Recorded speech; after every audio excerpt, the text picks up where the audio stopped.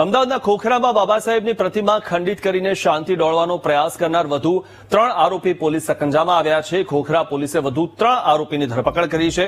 આરોપી ચેતન ઠાકોર, જયેશ ઠાકોર અને મુકેશ ઠાકોરની ધરપકડ કરીને પોલીસે આગળની કાર્યવાહી હાથ ધરી છે। મહત્વનું છે કે મૂર્તિ ખંડિત કર્યા બાદ અજાણ્યા શખ્સો સામે ફરિયાદ નોંધાઈ હતી। ગુનો નોંધાયા બાદ આરોપીઓ ફરાર થયા હતા। અત્યાર સુધી પોલીસે કુલ 5 આરોપીઓની ધરપકડ કરી છે।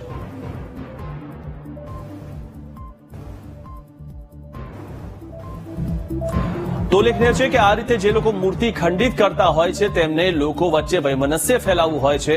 તેમની મનસા શું હોય છે તે તો ખબર નથી, પરંતુ આ પ્રકારનું કૃત્ય એ જ લોકો કરતા હોય છે કે જે મગજથી અસ્થિર હોય અથવા તો પછી લોકોની વચ્ચે વૈમનસ્ય ફેલાવવા માંગતા હોય।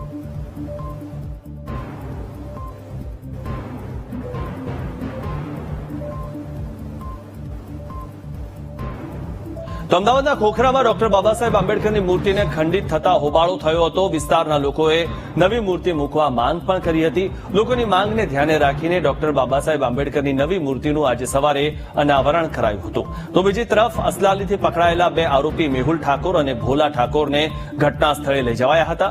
આરોપીઓએ અંગત અદાવતમાં પ્રતિમાને નુકસાન પહોંચાડ્યું હોવાની કબૂલાત કરી હતી।